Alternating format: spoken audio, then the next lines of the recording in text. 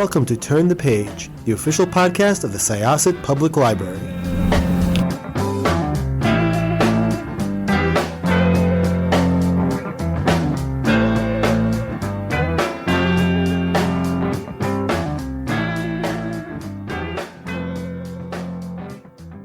Hello, everyone. Welcome back to Turn the Page. I'm your host today, Jen, and I am joined by a writer who I have followed since my 20s and who it is such an honor and a delight to speak to.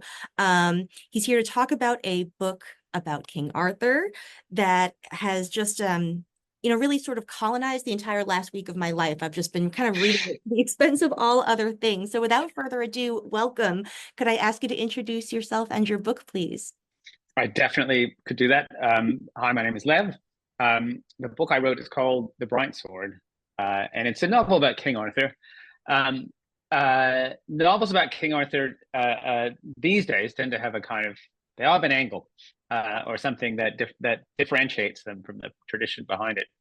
And in my case, it's probably a focus on the world after Arthur. There's a major storyline running through the book, which is about the efforts of the surviving knights, of whom there are only a very few, and are not really the ones that you've heard of, and Merlin's apprentice, Nimue, and Colum, who is a young knight who had come to Camelot with a spectacularly bad sense of timing, and shown up just after Arthur died.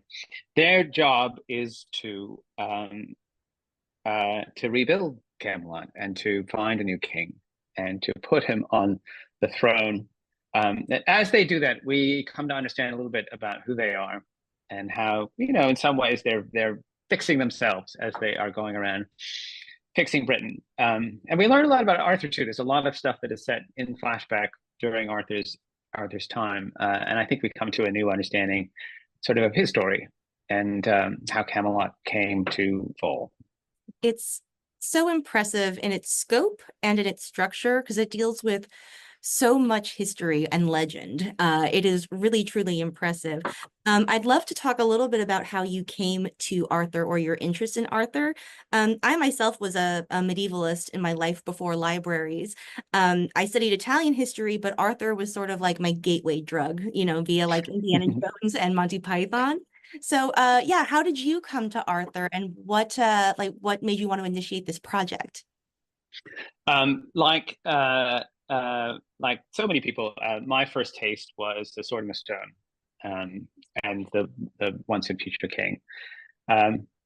That was my way in, and of course, the brilliant thing about that book is it tells the story of Arthur's childhood, which nobody had ever done before, and it was the King Arthur in that book is a very human, relatable Arthur, and that's how I first got to know him. When he was basically my age, and of course, once you've had your first taste, you sort of have this hunger for more, and it sent me back to Mallory, and to Mary Stuart and Rosemary Sutcliffe, and eventually Mists of Avalon, so many places, and now it's put me here. Great. Yeah, I feel like it connects with the real, let's put heavy air quotes around that, Arthur, in a lot of ways, in that I think like our modern image of Arthur sometimes too is very, as it is of the Middle Ages in general, is very grave, very serious, very grim. But there's also like a lot of strange stuff in Arthur too, like weird legends and weird supernatural occurrences and stuff like that. So could you talk a little bit about which stories in particular appeal to you and why you worked them in? What kind of research did you do? Did you do research? Did you reread old books and stories or watch movies? Like, what was your preparation like? So much research, so much, too much. I would read an entire history of like material culture of sub-Roman Britain, and at the end, I would realize that I had gotten one detail out of it. Just one detail. I had to read the whole book to get it, but it was sort of worth it because it was like a detail that really made you feel as though Arthur's world was real. There was a great deal of work, especially because I am a non-medievalist with no formal training. I took one medieval class, and it was Chaucer, and it was fantastic. And in fact, Canterbury Tales was a big influence on this, at least sort of structurally. But I really had to educate myself in the realities of Arthur's time, and it was good to come to it fresh in a way, because I was able to, as I learned about it, I was sort of able to just sit and feel which parts of that world resonated for me and seemed important. One thing I was very sure of is that I wanted to have I wanted a lot of magic in my Arthur. I think lately we have gotten a number of very good but rather stripped down Arthurs, like the Winter King, or the Camelot revival. Aaron Sorkin took out all the magic, and I love both those things. And I grew up on T.H. White's Arthur, which is a romantic Arthur, is a fantasy Arthur. So I knew that when I was picking and choosing things to take from earlier stories, I was always going to take the fairies, and I'm going to take the angels and the ancient. If it sparkles, if it has wings, I wanted it in my book. So there's a lot of stuff like that. And then there's also the historical stuff was so important too. Just that sense that Arthur's Britain is still in a kind of post-colonial state. Everybody's still in shock from having been occupied by the Romans for 3.5 centuries. And that's very real. That very much really happened. And so that made it into the book too. Nice. Yeah, what I also love is that it deals with in a lot of ways, like a lot of new scholarship about sort of like the cultural and ethnic makeup of the Middle Ages. I feel like over the past several decades, we've come to understand that medieval Europe was a lot more diverse than like perhaps we would have originally thought. That there were people of multiple ethnic origins, religions, cultures, all these things, and sexualities and gender identities and all that sort of stuff going on. So it does feel at once contemporary, but also authentic and in line like with where the research is going.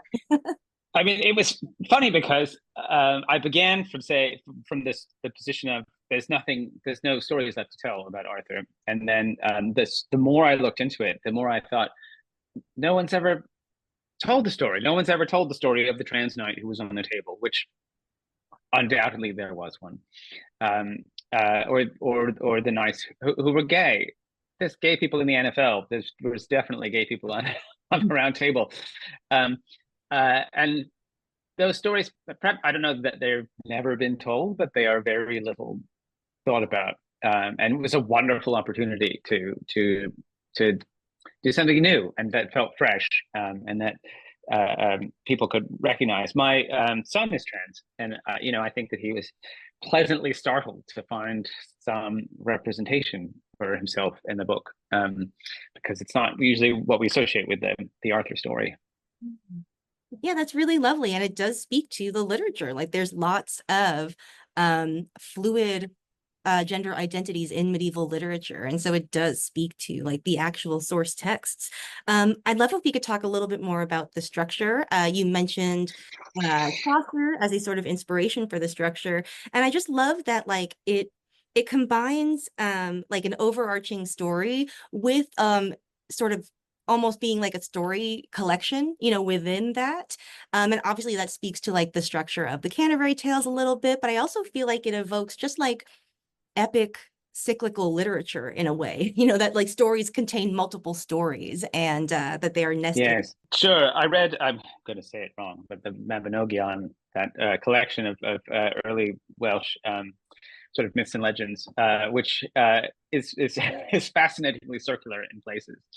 And it has that jumbled feel, like a miscellany, like a medieval miscellany, where they would just take any texts that were around, bind them together into a book, and look at the miscellany. But the other thing, actually, structurally, was a very contemporary influence, which was Station 11 by Emily St. John Mandel. I've very much thought of this book as a post-apocalyptic book. There was the apocalypse of the Romans leaving. Britain at that time was just littered with ruins, and they were strangely like, it was as though an advanced alien species had landed and built all this stuff, and then they left again. It was the kinds of buildings that the British couldn't build for themselves, and they were just slowly falling to ruin. It must have been so weird. It was like I Am Legend. And then, of course, the apocalypse of Arthur's death, which kind of sealed the deal. That was really the collapse of the last pillar that was holding things together. And I remember, I love post-apocalyptic stories. And I remember in Station 11 how she does this amazing thing of moving backwards and forwards across the apocalypse. So we see before and we see after, and we see the connections, threads connecting the two worlds. I found that very inspiring, and I tried to do some of that in the Bright Sword. Mhm. Yeah, that is wow, that's really wonderful. Yeah, I can totally see that. And that is it truly is a post-apocalyptic story on the sort of societal scale and on an individual scale for each of these surviving groups. Like they're so affected by the loss of Arthur and of like the structure that had given their lives meaning for, the last however many decades. So let's talk a little bit about Arthur, if that's okay, because I am really fascinated by how he appears in the memories of the surviving knights. And what I love about that is that you're getting all of these like subjective views of him through other people's eyes, which is like kind of what all of history is, but like it gives it like a really nice sort of mythic, deep feel here. So could you talk about what crafting Arthur, what went into him, and how do you feel you drew on or shaped some sources that you worked with, if you think that's at work? Like what makes your Arthur yours is, I guess, is This is another question that I have long wanted to answer, but no one has ever asked me. Arthur, I think Arthur is a tough nut as a character. I think that part of the challenge of Arthur is that the kind of legendarium of Arthur's at the center of it, but very frequently he is a still center. It's the other knights who are having adventures. I mean, after Arthur pulls the sword from the stone, puts down the 11 kings, and makes the round table, sits at it, then nothing. He doesn't do anything. He just sits at the table for a long, long time until Lancelot's betrayal. And that has caused, I think, in the past, people to kind of neglect him as a character. He's not a popular point of view character. Even T.H. White, who's like my gold standard, Arthur really drops out of the book for about 3 volumes, and then comes back just in time to be slain at the Battle of Camlan. I wanted to look at Arthur and think of him as sort of more like a Hamlet. Like he's having internal struggles are happening inside him. A lot of feelings are going on in there, and they're in some ways sort of opposing each other, and they result in an external stasis. But inside him, there's all this drama happening, and that was two things were the core of my Arthur. That was the core of the Arthur. Really, the fact that he had this mixed parentage. His father was this Christian king, and his mother was a Duchess of Cornwall, where the Romans never even went. So she was from an Iron Age world, and the two cultures were very different, and he was sort of the result of their mingling. And the other thing I wanted was that he should be I actually have 3 things. The other was he was very smart. I think that his great gift was looking around him and understanding things and being very quick, and learning and being curious, and seeing through illusions. I felt that was his kind of superpower. And the last thing that I found out about him the hard way was that Arthur is good. He is defined by his desire to be good, and desire to be better than he is. His love of this kind of ideal of goodness that God has created. And where things get interesting, I think, is where his longing to be good puts him at odds with God. He wants to be a godly man and a good man, and he starts to feel like maybe those things aren't identical. Yeah, there is a lot of really interesting stuff going on with religion, because something that like a lot of scholars like to say of this time period is that there wasn't a Christianity, there were Christianities, you know, and so there were all these like local flavors of it that were existing with pagans who hadn't converted yet. And so it's not as prolific as it is often thought of.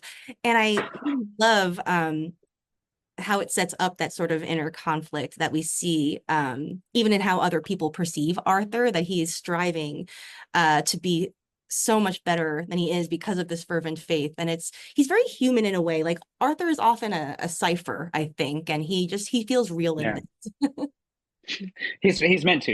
You know, you see him, you sort of glimpse. He's like Citizen Kane. You sort of glimpse him from the outside, from many, many different angles, and then finally, right towards the end of the book, really, you get his point of view. You get inside his head, but it's sort of a journey to get there. Can we talk a little bit about Colum too? Because I really like him.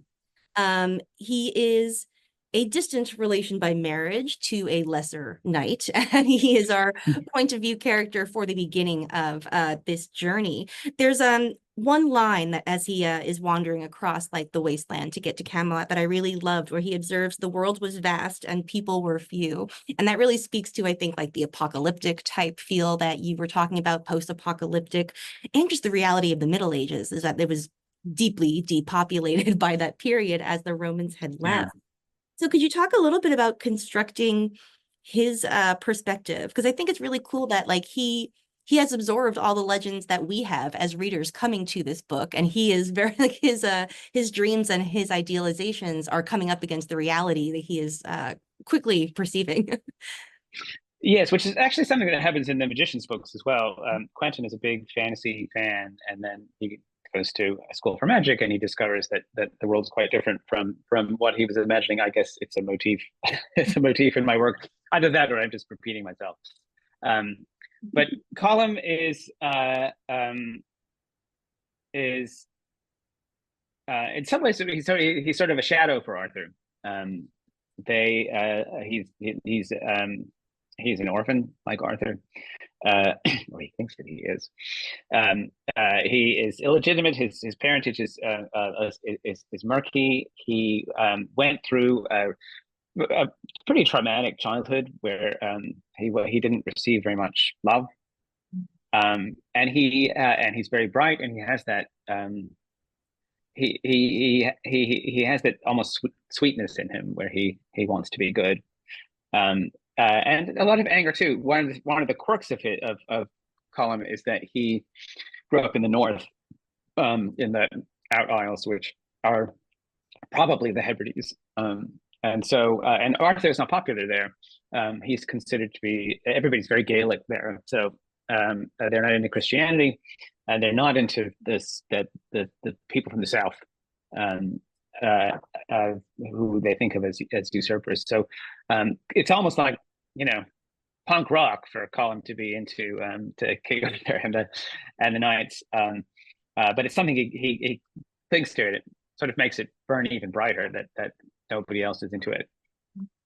Yeah, and I think it's interesting because I think the stories of Arthur function for him the way that like stories function for a lot of kids who are experiencing neglect or, you know, tough circumstances at home, that they're escaping, but also it is like lending you an identity in some ways and a structure on which to like hang your idea of yourself. I really like him because he is a little rash at times, but in a way that like makes for really interesting storytelling, and that you're always rooting for him. Did you have a knight of the Round Table who was your favorite to write, who had an arc who was the most fun to write, and on the other hand, the most challenging? It's a good question. Partly because it has an answer that I'm reluctant to say.